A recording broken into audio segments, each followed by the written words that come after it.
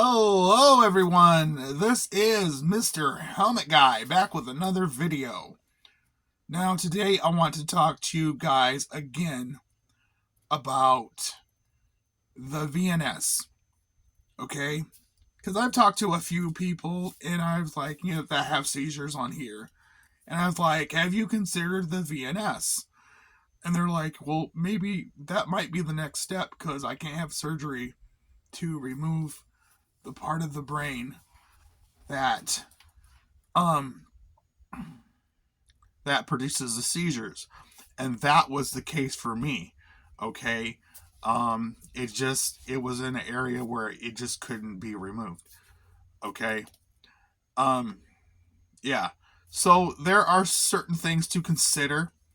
Okay, and I'll tell you the different things, and I'll tell you what the different side effects are of getting to the VNS in case you guys are thinking about getting the vagus nerve stimulator, okay? So,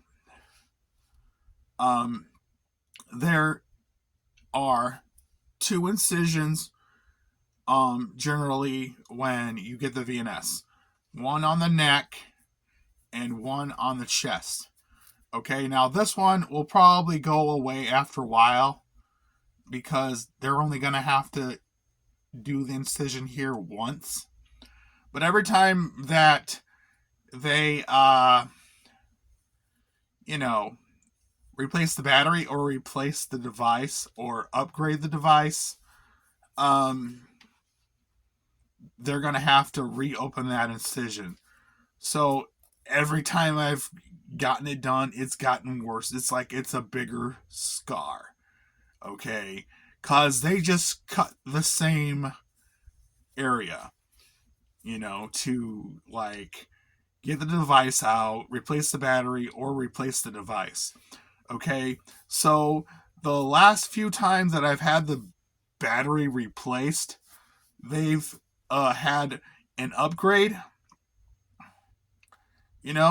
They're like, well, we have the new upgrade, but we're gonna ask you. They'll ask you if it's okay. They're like, we want to replace the batteries, but we want to upgrade. Is it okay?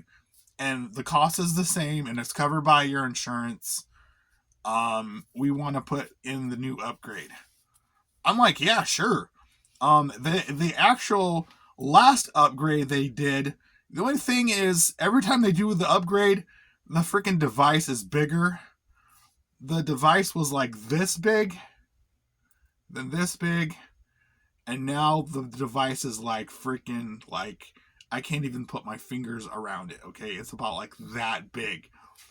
It's big. The original was like the size of a quarter and then a silver dollar, and I don't even know what you would call this, okay? I'll take a picture of, because it leaves an impression in the skin, okay? You can see the impression in the skin.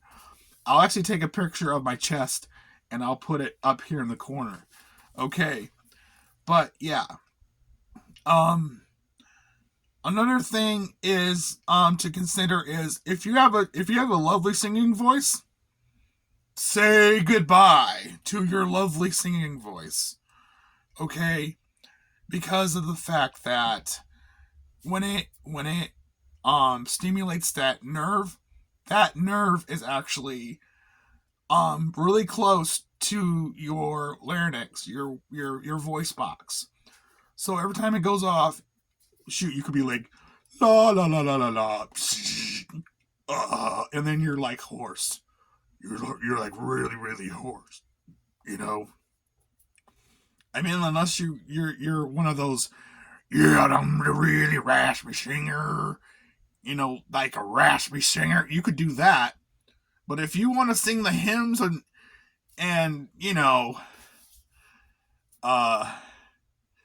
be like on The Voice or just forget about it.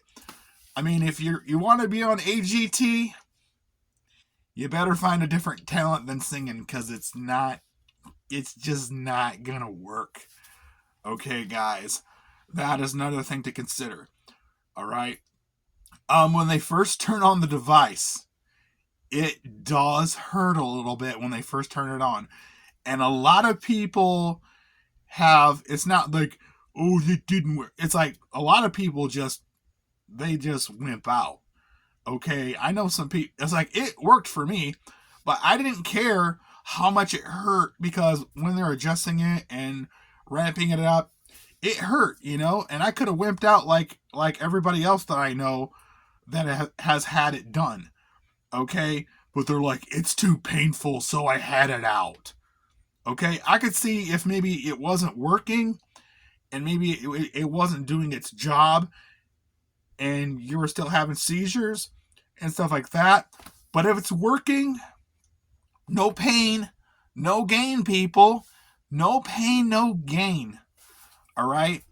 But yeah, it is pretty painful when they first turn it on, because you're not used to like getting an electric shock like right here, and you can feel it from the nerve all the way into your brain. Okay. All right. Another thing to consider, you're going to be a little bit dizzy because you're getting electrical shock in the brain. So it's going to take a while to get used to. I mean, I had it to the point to where, like one of those walkers with the wheels and the seat. I couldn't work for a long time. I actually thought that, well, I'm not having seizures, but I'm not going to be able to work either. But gradually, over the years, my body's gotten used to it. I don't feel dizzy anymore. I'll tell you a positive thing about this. I was on disability for like a long time, and now I'm off. Okay, I'm working a full-time job. I have a career at Walmart. I freaking sling freight like it's nobody's business. Okay? Now, do I have seizures still? Yes, I still have seizures, but guess what? I don't have as many seizures. The seizures aren't as debilitating to where I can't do anything or function as a normal human being. I can function now. Okay? Alright, but for those of you that have made it this far through the video, good for you. And thank you so very much. Thank you for watching this video. If you guys have some questions about my journey as a person with seizures, or about any of the treatments I've gone through, any questions at all about me personally, about my seizures, and about the different, if you have problems, if you have questions about my incontinence, I'll answer those too. Any questions you guys have. But anyways, this is Mr. Helmet Guy. Oh!